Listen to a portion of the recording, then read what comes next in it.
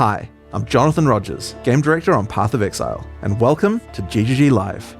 We have massive changes to show you today with Path of Exile Curse of the Orflame, which is coming out next week on July 25th. Twitch drops are enabled on today's livestream, so you'll be able to claim your Abyssal Soul Shatter rare finisher effect by following the instructions below. Let's not keep you waiting though. Roll the trailer for Path of Exile Curse of the Orflame. The Orflame calls us to the sea. To a lost wreck that still draws ghostly breath. A curse down below. With my lanterns, we can explore the sea floor. We must find the source of the Orflame before the brine rot. Somewhere in the blackest depths, bounty and death await.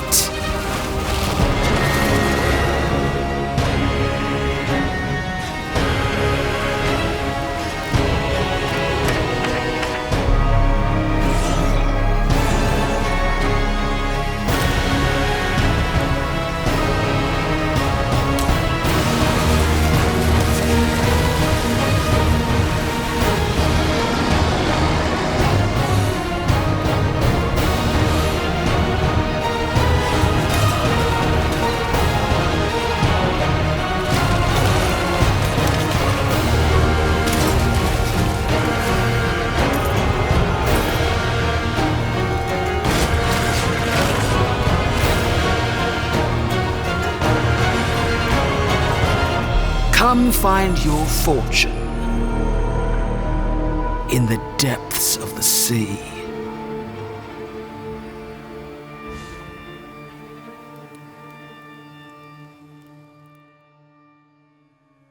In today's stream, we'll be walking you through all the details of Path of Exile Curse of the Orflame, where you'll comb the ocean floor discovering sunken artifacts of forgotten origins, fight the horrors of the deep, and do your best to keep from being crushed by the waters above you. We're revisiting some familiar mechanics to bring new life to systems that have begun, perhaps, to show their age. Abyss and Legion will both be receiving significant upgrades, including a new pinnacle boss for Abyss, and a new chase crafting system for unique items in Legion. In addition to revamps of the existing leagues though, we're also bringing back some old friends. The Mercenaries of Trathus are making their way back to Rayclast. Then we'll explain our new endgame system, where you'll join Kirak in investigating anomalies appearing on the Atlas. After that, we'll discuss the character and skill balance coming in Curse of the Orflame. Finally, we'll cover our new set of supporter packs, after which we'll have a live Q&A session where Ziggy D will interview Path of Exile's game director Mark, as well as game designers Octavian and Andrew, answering your questions from Twitch chat. After the livestream, we'll drop the full patch notes at 11 AM NZT. So let's get started. I'll hand things over to Mark to introduce the new league. Hi, I'm Mark Roberts, game director on Path of Exile. In Path of Exile Curse of the Orflame, a long-forgotten mystery has begun to stir beneath Rayclast seas. Hidden in the icy depths lie strange and immensely powerful treasures, waiting for those bold enough to claim them. Meet Valerie, a dangerous Corsair captain who needs boots on the ground and on the sea floor to help her retrieve these treasures and unlock their potential. This is where you come in, to help her find the charts scattered across Rayclast. Then, use those to guide her ship to the patch of brine that holds loot for the taking. In return, you'll get a cut of the profits. These lost charts are guarded by the undead, rival Corsairs, or horrible creatures of the deep. Each of these monster encounters will also have a custom bonus for defeating the enemies. For example, successfully defeating the accursed undead that guard this treasure chest will cause the grateful trapped soul inside to grant you its power, possessing you and granting you ghastly power for the rest of the area. Once a chart is in hand, you'll board the good ship, the Sovereign, Valerie or Val's reappropriated Oriathan naval vessel. Here, Val introduces you to the heart and soul of her ship, quite literally. Vesper, another Pondium native like Val, is bound to this ship. His soul burns with the Allflame's curse, and were his comatose body to be removed from the ship, he would surely die.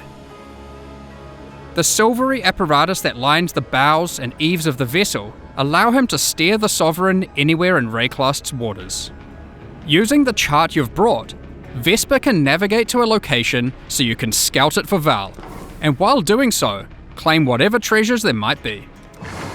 How, though, will you avoid a watery grave once sunk below? Vesper controls a spark of the Allflame, a powerful and mysterious magic, which has been imbued into a number of devices aboard the ship, chief among them the bathysphere. This entirely safe and well-tested contraption of rivets, bolts, and metal will be your ticket beneath the waves to explore and plunder. While scouting the depths, in order to not need an ample supply of air, we're instead going to place Allflame lanterns. These are conduits of the power that keeps Vesper alive and bound to the ship, and give you the temporary safety you need to do that exploring. Without them, you will drown. The first of these is strapped to the bathysphere and activates on landing, rushing the water away to reveal horrifying monstrosities, lost treasures, and a strange luminous coral growing from the corrupted dead in the oceans of Rayclast. These strange growths are the real reason Val has asked you to plumb these waters, as the coral can be broken down into dead man sulfur, the fuel that keeps Vesper's light burning. As you get to the perimeter of the safety provided by an Allflame lantern, Val will drop more down at your request. There's also an option available to have new lanterns fired automatically for you as soon as you need them, if you prefer speed over fine control. Explore and claim what you can while you can. Lost fortunes of gold, chests of valuables, and lurking threats all lie in wait for you beneath the waves. You might even find the odd lost missive, waylaid on its travel to its intended recipient. But hey, finders keepers, right? Beware though, as Vesper can only power so many lanterns at once, and that power is finite. On placing the last of your lanterns, they will begin, one by one, to flicker and fade, and the creatures of the deep will rush in as they sense the vanishing of the light. You'll have to rush back to the safety of the bathysphere, escaping the cold clutches of creatures that despise the light you bring. You'll want to place every lantern though, as exploring to collect enough Deadman sulfur is the only way to successfully chart the area for the next step, planning a voyage. Val will keep a record of the areas you've charted, storing details in her journals. Once you've charted enough areas, just talk to Val, place your charts on Val's board, connect them together, and create one giant seafloor excursion. Each area you chart will reveal a special modifier that applies when it is used as part of a voyage, applied to either the charts adjacent to it or the whole voyage. Here are a few examples. This modifier causes all equipment dropped by monsters in adjacent charts to be converted to gold. This modifier will spawn friendly jellyfish alongside every pack of monsters in your voyage, which you will promptly slaughter for extra loot and experience, we're sure. This modifier causes all monsters in adjacent charts to be empowered by wildwood wisps. With 9 positions on your board for charts when constructing a voyage, these can stack up fast. There are also charts which can take you to specially rewarding areas of the ocean floor. Fields of anchors strewn with treasure chests full of loot, Kalguran shipments lost at sea, and sunken abyssal pits teeming with monsters, to name just a few. There are even some ancient artifacts you might find and resurface. Additionally, the edges of the voyage board track the currents of corruption flowing through the waters of Rayclast, with randomized effects being rolled with each new voyage to affect the charts placed adjacent to them. These add even further rewards to your voyages, and can shake up the way you choose to place your charts. Stack all of that together, and a well-planned voyage, with a bit of luck, can be a very profitable endeavour. But with so much loot to claim, how are you going to get it all to the surface? Val has a solution for just that problem. In each of the charts that comprise your voyage, there will be a capsule waiting for you, sent down by Val, which can store about an inventory worth of loot. Stuff these full, send Val a signal, and she will pull it back up to the surface, safe and sound. Since voyages are built of 9 charts, that's a lot of opportunities to send back plenty of valuables. Once you're satisfied with the plunder from your well-planned voyage, find any of these capsule locations and call the bathysphere to it as your ticket out. Val will send it down to your rescue, as fast as she can. You just need to survive until it gets there. Good luck! Once you do, don't forget to empty all those capsules full of loot. Now, back to all that dead man sulfur that you've been hard at work gathering. Is that just to keep the Sovereign afloat and Vesper alight? No, it's not. Once you've got a bunch of it, head below decks, and you'll find the heart of the ship at work. Whilst Vesper's body remains above deck, burning away in a contraption of tarnished pipes and corpse-stained glass resides Vesper's soul, and you'll find him to be a pretty crafty fellow, if a bit melancholy. That's where this league's item crafting system comes into play. Give Vesper an item, alongside a currency that you could normally use on that item, and an ample supply of Dead Man's Sulfur. That item is then split into a multitude of ghostly forms, each of which will be the result of having applied that currency to the original item. You can then pick which of the ghostly outcomes you like best to keep for yourself. The others will go up in smoke, as Vesper can only reify a single outcome. This can be done with almost any crafting step you'd like. Want to see a few outcomes for that influenced exalted orb? Perhaps you've got a particularly expensive fossil combination you want to get maximum value out of. Do be wary though, as the more potent the craft, the more sulfur Vesper will require to see it done. That's not all, however, as the seafloor hides some yet undiscovered potential in the form of rare and valuable ducats. These can be consumed by Vesper to warp and twist items in ways not seen in centuries, such as Kishara's Ducat, which creates 4 ghostly copies of an item, each of which will keep 1 mod from the original, perfect for creating powerful crafting bases. The Gentile's Ducat, which can solve item or gem requirement problems by changing one attribute to another. And Brine Hook's Ducat, with which you can become an emissary of the gods of Rayclast. Who knows what these aspects might do? These Ducats come from special types of charts, so keep an eye out for them on your travels throughout Rayclast. You may even find some that lead you to notably unwelcoming waters. So that covers the new league, and for the first time in Path of Exile, we're finally going under the sea. Some might even say this is the first real boat league. But that's not all, not even close. Next up, we've got an old favourite making a return. The mercenaries of Trathus are once again roaming Rayclast, looking for hapless fools to duel. Mercenaries will start appearing from Act 3 in San. Before beginning a duel, you'll be offered an overview of the mercenary you've encountered. Here, you can see the gear they have equipped and the skills they employ. As per the Trathan Code, you have the right to wager for an item the mercenary is carrying. You'll stake some of your gold, and the duel commences.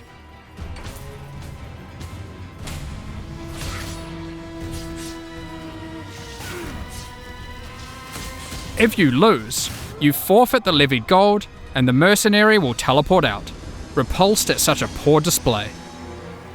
Win, however, and to the victor will go the spoils. In addition, if you win the duel, the mercenary will aid you as an ally for a number of areas. Trathan mercenaries are powerful allies to have in Rayclast, assisting in a number of ways. Some mercenaries can provide you with powerful auras and buffs, while other mercenaries can do all the killing for you. While in map areas, if you don't like anything the mercenary offers, you have the ability to request their warrant. A warrant is a promise to return and duel again at a later date. A call to action that calls that specific mercenary to a future map, with the same set of skills, but a new set of items. A mercenary will only grant their warrant once, however, preventing you from fighting that mercenary in every single area. Warrants also allow you to trade specific mercenaries to other players. It is important to note that unlike in Mercenaries of Trathis League, having a mercenary does not count as a player party member. So having a mercenary does not increase monster life or the quantity and rarity of items dropped from monsters. Given that, you may be wondering, but what if I really like a mercenary I found? They have a great personality and powerful skills. Is there really no way I can keep them as an ally permanently? Well, you can, but only if you are a Scion. For the second time in 6 months, the Scion is getting a new Ascendancy class, the Luminary. The Luminary is a natural leader, lighting the way for others to follow. Becoming a Luminary immediately lets them allocate the Noble Blood passive, allowing them to permanently hire any mercenary they find and rayclassed. Luminaries can have up to 3 permanently hired mercenaries, 2 in reserve in towns and hideouts, and 1 as an active ally in combat. Unlike with regular mercenaries, you can change the items permanently hired mercenaries have equipped, opening up innumerate potential build possibilities. By default, permanently hired mercenaries cannot be equipped with unique items, but these passives enable them to equip specific types of uniques, while the Legendary Arms passive empowers mercenaries that have many different unique items equipped. Luminaries have the flexibility of becoming a support character to their mercenary, or having their mercenary support them. The Oath of Fealty and Golden Glory passives empower your mercenary by using your link skills on them. The Loyal Bodyguard and Bestowed Knighthood passives enable your mercenary to protect you in combat, as well as enhancing their aura skills. As with any old league that we add to the core game, we have added full Atlas Tree and Scarab support. Here are just a few examples. These passives allow you to much more easily target the specific types of mercenaries you want showing up in your maps. The Loot and Pillage passive gives mercenaries a chance to drop all their items when defeated, instead of just the one you selected. The Trathan Scarab of Renown makes it so the spawned mercenary is covered head to tail in unique items. And the Trathan Scarab of Infamy forces a more powerful, infamous mercenary to spawn, accompanied by 2 other mercenaries for a truly unfair duel. Unfair for them.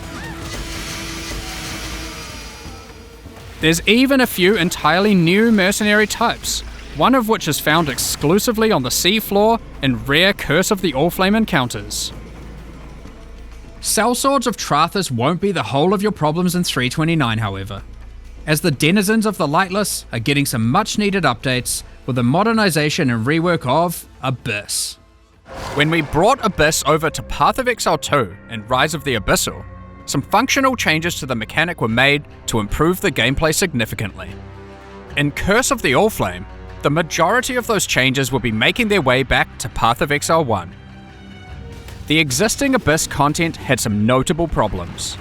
Aside from being very dated, it also required the player to follow a crack as it opens, often backtracking throughout already cleared areas. Now, as you approach an abyssal pit, and the cracks leading up to it, you will find that it is already open and spilling forth abyssal energy into the surrounding area, subjugating the souls of enemies unlucky enough to be within its influence.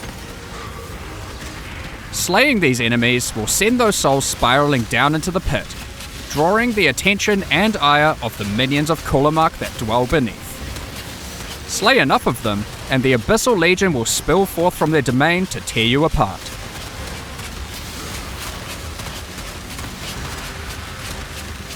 The upshot of this rework is twofold. Firstly, there is now much more visceral feedback in the moment-to-moment gameplay of Abyss, with audio and visual cues drawing the player along. And most importantly, you'll never need to chase a meandering abyssal crack around a map ever again. No more backtracking. However, be on your guard. The Abyssal minions of Kulamak have some different tricks up their sleeves in PoE 1, and many employ entirely different skills to those of their PoE 2 counterparts. To be clear, there are still some aspects of the existing Abyssal system that we will be keeping. Abyssal jewels and items with Abyssal sockets will remain. In fact, we have given Abyss a similar treatment to what we did with Dell fossils in our last release, moving Abyssal rewards out of other areas of the game to make Abyss the exclusive source of Abyssal jewels and Stygian vices. This will also come with a complete refresh of Abyssal scarabs and Atlas passive tree investment, with some truly dangerous and wild new ways to take on the lightless hordes. Lastly for Abyss, but definitely not least, Abyss is bringing an entirely new endgame pinnacle boss, with its own set of brand new unique items. This boss has a very unique way of accessing it. What does this eyeball do? Good luck figuring this one out. Let's move on to our next league being reworked, Legion. Every league should have distinct and interesting rewards that are exclusively available from that mechanic. This allows players to specialize in certain corners of the game, rewarding those who engage with a given mechanic. Legion is next on our list to receive this treatment. Despite having a unique combat mechanic, we felt Legion didn't have interesting exclusive rewards outside of timeless jewels. While incubators were technically exclusive to Legion, they effectively granted the same rewards that you could get elsewhere. So, what are we doing about it?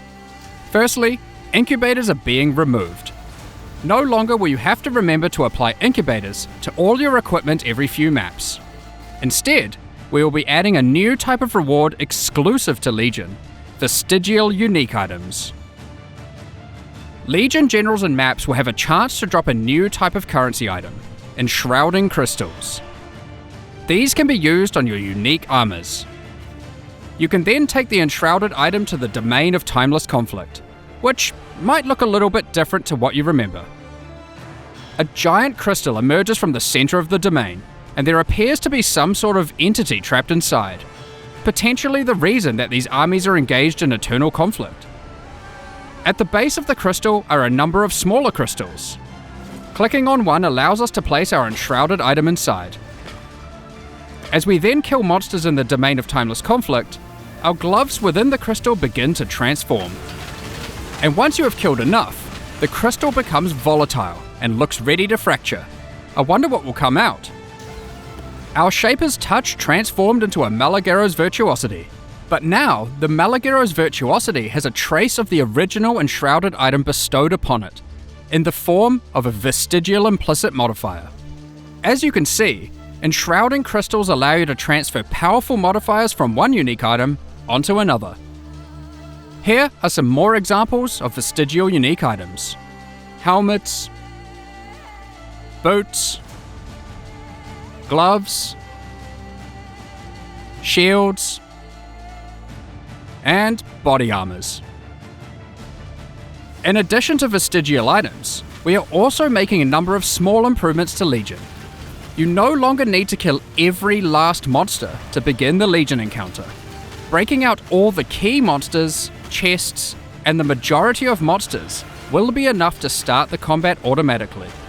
No more cheeky single monster hiding in the corner, preventing your encounter from starting. Legion monsters drop fewer splinters, but in larger stack sizes, resulting in fewer clicks in each encounter. Unrelenting timeless emblems have been removed, with regular timeless emblems absorbing many of their effects, causing the domain of timeless conflict to become harder, but more rewarding as you kill monsters. Your reward progress in the domain is now tracked by charging up these small purple crystals, rather than flooding your screen with hundreds of reward icons. The rewards are still the same, just not obscuring your screen with symbols. Talismans were introduced back in 2015, but over the years they've been long neglected and lack a meaningful place or purpose. We are making a number of changes to bring talismans back to relevance. Firstly, talismans are now exclusive rewards from Bestiary. Every red beast has a chance to drop a talisman specific to that beast. For example, the Krashik Croaker can drop the Croaker Talisman.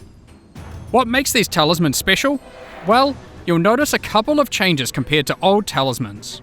Firstly, talismans no longer drop corrupted, making them far easier to craft once you find one. Secondly, the special modifiers on talismans are now enchantments, rather than implicits. This means they compete with blight anointments, allowing their effects to be significantly more powerful than before. Here are a few more examples of new talismans. Talisman unique items have all been improved, and now have a chance to drop from all bestiary bosses. Check out the new Eyes of the Great Wolf talisman, which has some crazy possibilities. So that is everything covering the new and reworked League mechanics in 3.29. Now, that's already quite a lot of endgame content, with mercenaries returning, an upgraded Abyss, Legion's new reward mechanic, and of course, everything the Curse of the Oriflame League has to offer. But even with all of that, we're not done. Because what about the Atlas itself? Given Zana's actions to try and destroy it in the last two expansions. Zana's actions are causing the Atlas to become ever more destabilized. Strange locations have begun to manifest on the Atlas, many of which seem to be bleeding over from familiar places in Rayclast. Kerak has labelled these as anomalies. When you complete maps affected by a Voidstone, there is a chance that when you next open your Atlas, an anomaly may manifest. Like this one, the Mana Foyer. Like regular maps on the Atlas, you can select them at your map device, but unlike regular maps, these don't require an item to enter. It looks like this area is the abode of Cadero Perandus. Cadero is willing to offer valuable items in exchange for our gold. If you don't like what is on offer, you can reject it, and he will immediately offer another item. The next offer will cost more gold, but hopefully is much more valuable to you.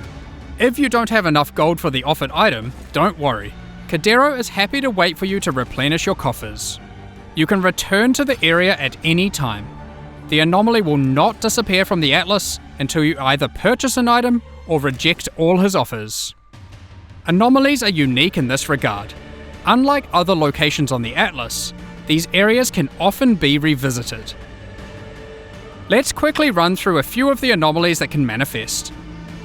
Reflecting Mists and the Nameless Seer no longer randomly spawn within maps, but instead now appear in their own anomaly areas. Scrying is no longer the domain of the Nameless Seer, but instead can be done through the new, tradable Scrying Orb. Some anomalies grant a taste of League mechanics you might not normally run, without having to be fully invested into them. For example, this anomaly creates a random, fully revealed heist blueprint wing, with random rogue companions. This anomaly has a version of the Sacred Grove, where the plants have fully taken over. This strongbox seems to have a strange mechanism. Atlas anomalies are unaffected by your Atlas skill tree, and you can't augment them using any fragments. Therefore, they can be run at any time without feeling like they have to be saved for later to maximize the potential rewards. There are many more Atlas anomalies to discover for yourselves, each of them tied to a specific Atlas quadrant. It is therefore worth discovering which ones can spawn in each part of the Atlas, as it may influence what Atlas strategy you wish to pursue. So that is a heap of new challenges to encounter, from the League and the endgame. But you may be asking, what new tools do we have to face these challenges? In 3.29, we are giving a bit of love to spellcasters, specifically those that cast spells themselves. But first, let's address the elephant in the room that astute players may have noticed. Yes, I'm talking about those socket colors. So, after the better part of 2 decades, in 3.29, we're making a fairly radical change. Sockets, at a basic level, don't have colors anymore. You can now put any colored gem into any socket. We're doing this to address a long-running issue for both new and experienced players. I'm sure almost everyone who has played before has run into the issue of finding a notable upgrade and have struggled to find a way to equip it. Maybe you find an amazing body armor, one that would give you a substantial boost to your defenses. but you just can't move your skill or support gems over because the colors of the sockets just don't match, and you didn't luck out with your chromatic orbs. It's not fun when you have to unequip a bunch of skills or supports just to use a better item. This can still happen with the socket numbers and socket links, so it's not like it's just purely trivial, but the colors were just unnecessary. And not only prevented upgrading gear, it limited build experimentation. So, given that, what do the colors on gems with regards to sockets even now mean?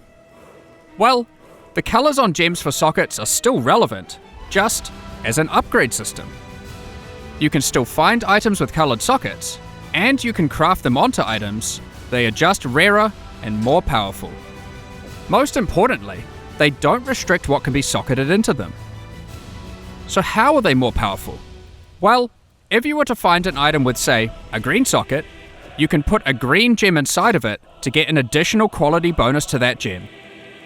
This allows socket colors to be a purely positive outcome on an item, while not just simplifying the system away. You can also still change the color of sockets on your items using a chromatic orb, which now guarantees at least one red, blue, or green socket.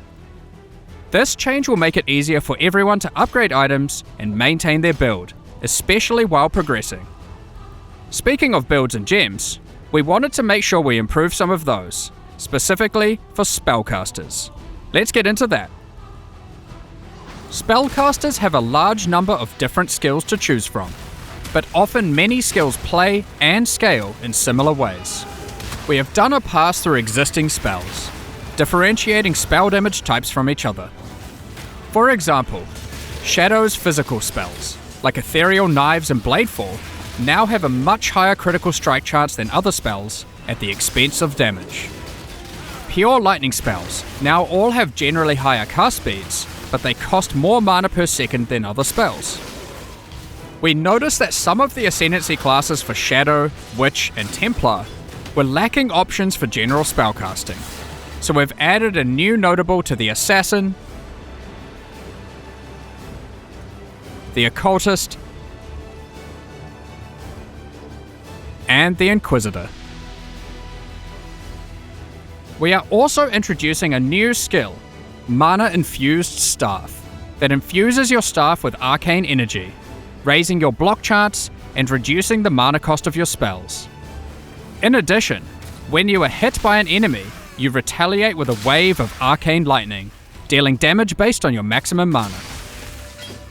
One of the struggles we noticed with certain self-cast archetypes was that they lacked a scaling option in the endgame.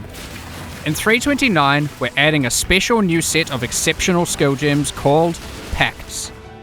Each pact is themed around a specific Beyond demon and Lycia. You can make a bargain with these demons to empower your spells, but at what cost, you may ask? Well, these spells don't have a typical cost, but instead cause the player to gain a special affliction debuff. Don't worry too much though, the rewards will be worth it.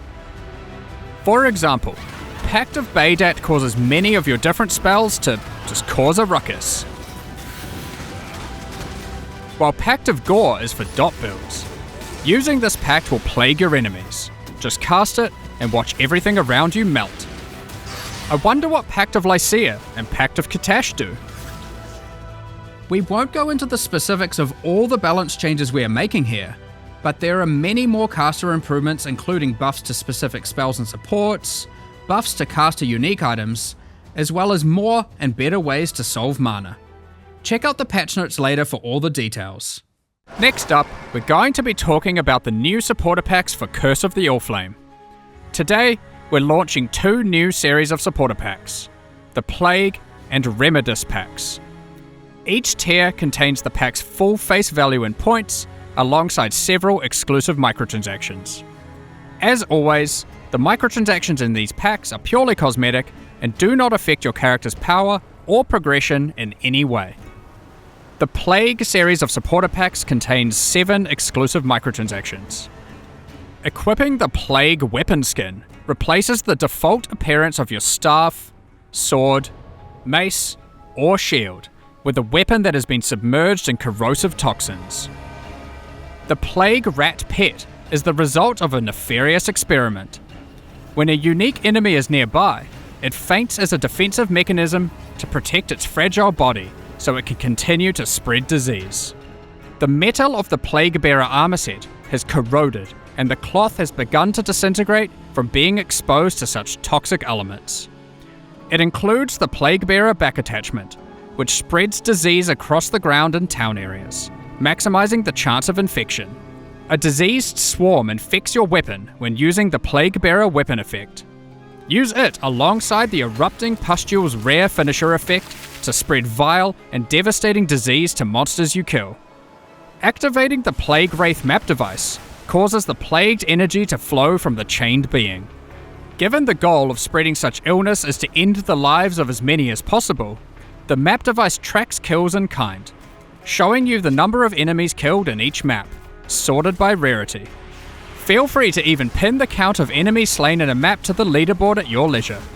Pair it with the putrefying portal to fully immerse yourself in the Plague Propagator experience. Both the map device and the portal emit such a potent putrefaction that even the birds flying overhead cannot survive, as they plummet to the ground around it. The Remedis Pack series also contains 7 exclusive microtransactions.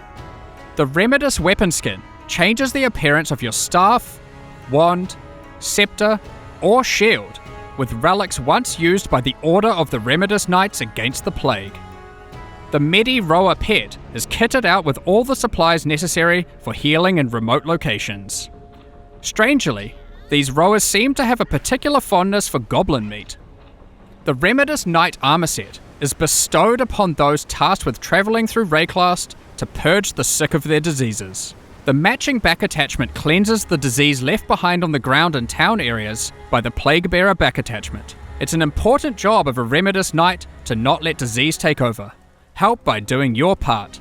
The Remedis Knight weapon effect funnels the divine power of purification into your weapon. Return to the Saints' End Monastery hideout to recuperate from your purifying duties. Once a thriving center for curing ailments, this monastery has slowly wasted away while lying unused. If you're feeling brave enough, there's even a platform to dive into the purifying waters below before washing back up at the base of the hideout. Last, but not least, use the Reservoir of Benediction Affinity Stash to store all of your elixirs. This stash opens to your stash tab with the Flask Affinity set. Additionally, all microtransactions from the supporter packs are available for use in Path of Exile 2. We're looking forward to seeing which of you choose to become the plague and spread disease across Rayclast, or those who wish to fight against it by becoming a Remedis Knight. Thank you so much for your ongoing support.